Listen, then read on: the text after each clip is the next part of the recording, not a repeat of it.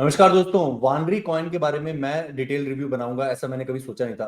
पर कोई दिन खाली नहीं जाता जब किसी वीडियो के किसी कमेंट पर आके कोई मेरा भाई जो है वानरी के बारे में नहीं पूछता। काफी लोग मुझे लगता है विचलित हैं। रजत भाई तो मेरी हर ट्वीट के ऊपर रोज मुझे प्रेशराइज करने के लिए, रोहित भाई माइरिया और वानरी कॉइन कैसे हैं। मुझे लगता है इनका पैसा फंसा हुआ है। रजत भाई, सिर्फ आपके लिए मैं ये रिस्क ले रहा हूँ। हालांकि वार्नी वार्नी का मैं जो है पहले एक बार रिव्यू कर चुका हूँ, क्योंकि जब मैंने वार्नी का चार्ट खोला तो मुझे रियलाइज हुआ कि मैंने एक बार वानरी के ऊपर एक एनालिसिस किया था, मुझे याद है किसी लाइव में किया होगा।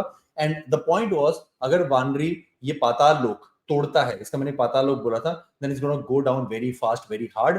Now it has already gone down almost 67% from that level, from 2024 जब ट्रंप जीता था दिसंबर 2024 से वो करीब 89% नीचे गया था। इस समय भी करीब करीब 82% नीचे है। और पिछला एक साल वानरी के लिए खासकर बहुत ही बुरा गया है। और मुझे किसी ने एक लाइव में बताया भी था कि इन भाषण ने वानरी को बहुत शील किया है, 10x प्रॉफिट वगैरह कह के 8 महीने पहले। एंड आई एम श्योर इनकी कोई अकाउंटेबिलिटी नहीं है। इनके हर वीडियो में उस समय वानरी के बारे में चर्चा होती थी। आई एम वेरी श्योर कि वानरी कॉइन से इनको अच्छे खासे पैसे मिले हैं। और जब मैंने थोड़ी सी वानरी के बारे में एनालिसिस किया तो मुझे पढ़ के लगा भी कि वानरी में जो है वो इस तरह के प्रॉफिट मिल सकते हैं। मुझे एक मैं आपको पहले दिखाता हूँ कि वानरी में क्यों कवर करने से डरता था। मुझे एक जगह दिखाई दिया कि वानरी को स्टेक करने पे आपको 55% का एपीवाई मिलता है।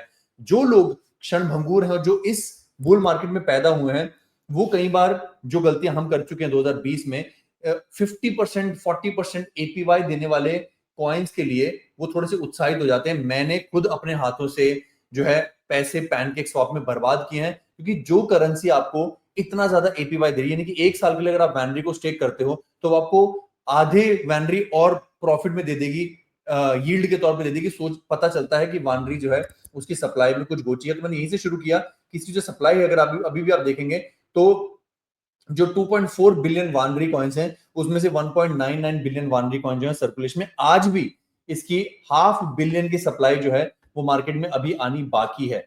कई बार हमने सीखा है कि जस्ट बिकॉज एक पर्टिकुलर कॉइन जो है वो हर एक एक्सचेंज पर, माफ कीजिएगा, हर एक एक्सचेंज पर लिस्टेड है, सिर्फ इसी पॉइंट के चलते जो है वो अच्छा कॉइन नहीं है।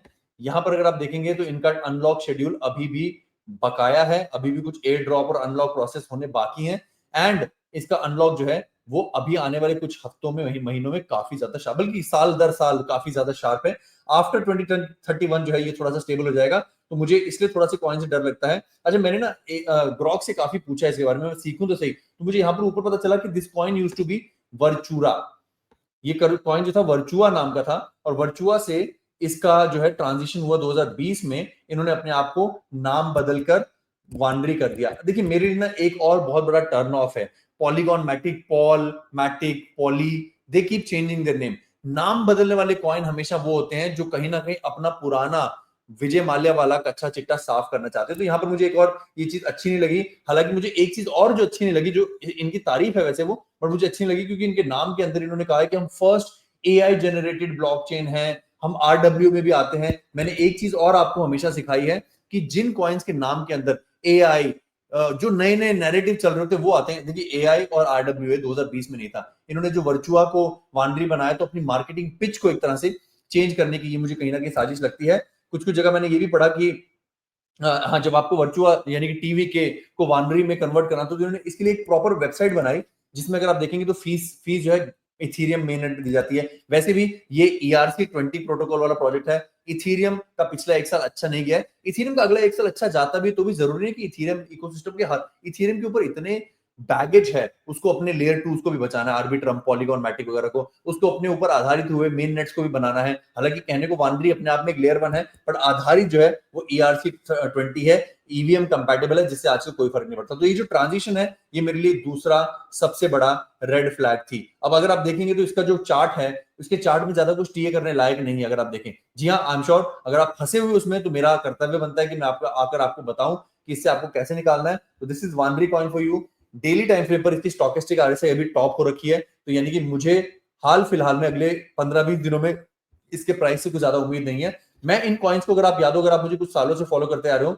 मैं सरल भाषा में समझाने के लिए इन्हें रेबीज भी बताता हूँ। जैसे मुझे बचपन में मम्मी कहती थी, पता नहीं सच, आज तक मैंने वैलिडेट नहीं है, ग्रॉक से पूछूंगा, कि जब एक डॉग को रेबीज हो जाता है तो वो पानी से दूर भागता है। ये वो कॉइन है, हल्की सी अगर कोई बुरी खबर आती है, जैसे दिसंबर में रेट कट होने बंद हुए, तो ये अपनी तीनों डेली मूविंग एवरेजेस से नीचे चला जाता है और उसके बाद बहुत मुश्किल से ऊपर आता है, और जब आता भी है तो कुछ दिनों के लिए आता है, लोगों को पैसों को फंसाता है और फिर से नीचे चला जाता है। इस समय वही समय है, मुझे लगता है वानरी में लोग बुलिश होंगे। वानरी अपनी एमए के ऊपर आया है और आके थोड़ा सा 200 एमए को भी शायद छुएगा, लोग कहेंगे वाह वानरी इज बैक, हमारा पैसा 60% ऊपर हो गया, एंड देन फिर ये लंबे समय तक जो है अपनी मूविंग एवरेजेस के नीचे जाता है। मैंने हमेशा से एक बात पर जोर दिया दोस्तों, लोगों को 6 महीने बाद मेरी बात समझ में आती है कि किसी व्यक्ति को 100 रुपए दो तो वो जिंदगी भर भीख मांगेगा, किसी को टेक्निकल सिखाओ तो वानरी या मायरिया की बात नहीं, आप किसी भी कॉइन को अपनी निगाह से ट्रेडिंग व्यू पर खोल कर देख पाओगे, पूछोगे क्या ये रेबीज वाला कॉइन है जो कई महीनों तक एक बार एमए के नीचे जाता है तो नीचे जाता ही रहता है। और ये जो एमए है इनके नीचे रहना खाली एक रचनात्मक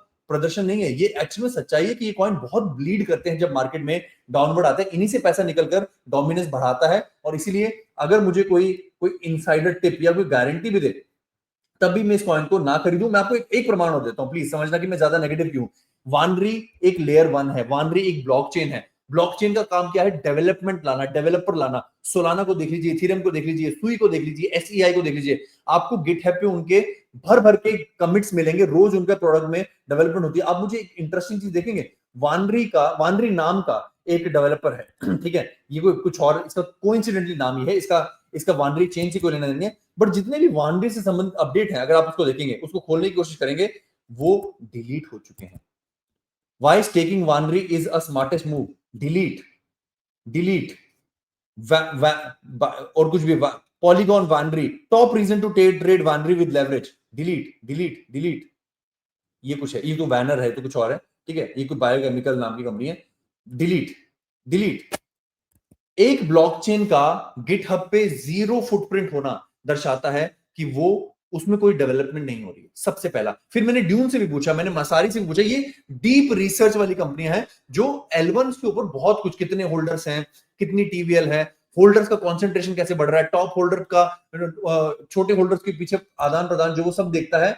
अगर आप देखेंगे वैनरी का सीएमसी तो आपको पता चलेगा कि इसके 11,000 होल्डर, एक घटिया से घटिया मीम कॉइन जो आज लॉन्च होता है उसके भी 11,000 से ज्यादा होल्डर्स होते हैं। तो आप समझ पा सकते हैं इस समय ये हाइट में है, ये थोड़ा पंप कर सकता है, volume to market cap ratio बहुत ज्यादा है, दैट शोज कि whales are trying to do something stupid. अगर आपने वानरी होल्ड किया है तो 200 मूविंग एवरेज के आसपास आपको अपना, हमारा जो रूल ऑफ 15% याद है किसी को?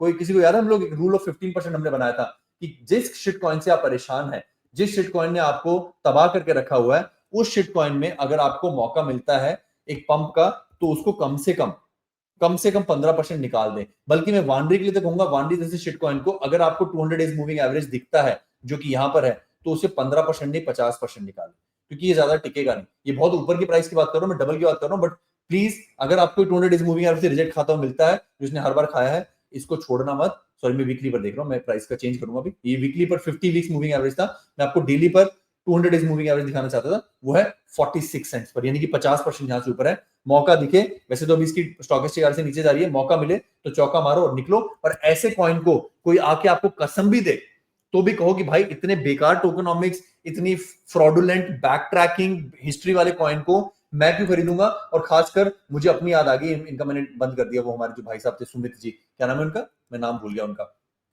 वाइज एडवाइस, वो वाइज एडवाइस वाले भाई साहब मुझे याद आ गए कि उन्होंने इतना भर भर के इसको शिल किया है। उनको वैसे ही जैसे हमें पोल्काडॉट ने मेल करी थी, 20-30 लाख रुपए ऑफर किए थे, इनको पक्का अच्छा पैसा मिला है। अब इनसे जाके एक बार जवाब जरूर मांगेगा कि आपके वानरी कॉइन की प्रेडिक्शन का क्या हुआ, कहां गए वो 10x जो 8 महीने पहले और 9 महीने पहले आप शिल कर रहे थे। You should question these people who shill coin. मैंने आज तक किसी भी कॉइन को प्रमोट नहीं किया है, किसी कॉइन की तरफदारी नहीं की है, सिर्फ बिटकॉइन के हर कॉइन को, चाहे वो सोलाना हो, इथेरियम, बुरे समय पर उसकी निंदा की है, और अच्छा समय जब उसका शुरू होने वाला था तो उसकी बड़ी तारीफ की है, ताकि आप समय पर खरीद सको। आशा करूंगा आप वीडियो पसंद आएगा, अपने दोस्तों से शेयर कीजिएगा, अपना ख्याल रखिएगा, अपने माता